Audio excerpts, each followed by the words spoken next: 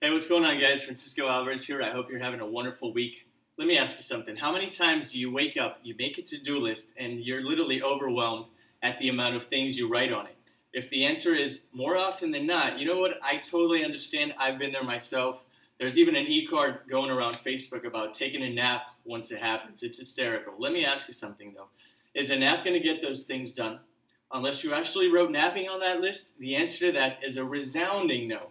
In life, you won't progress unless you keep surrendering to this disease that we like to call procrastination.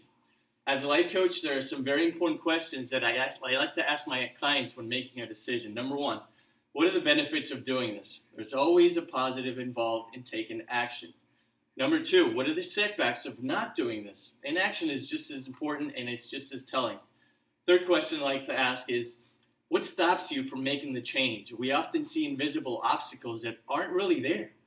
Number four, what is important about accomplishing this? Our goals have meanings. They are very, very important to us personally.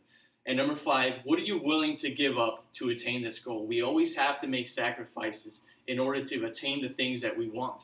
It all starts with you. The decision to change a pattern must come from within. We're creatures of habit. Easiest way to get rid of a habit, you know what, is to develop a new one. A great way to start would be to figure out the things that distract you and cut them out entirely. For example, if you've been meaning to make the most out of that expensive gym membership and you keep putting it off because you're like addicted to Facebook, then you're clearly procrastinating by putting things on the front seat that should be on the back burner. It makes sense, right? That's just the tip of the iceberg, folks. Tomorrow isn't promised today, and time is the greatest commodity that we know.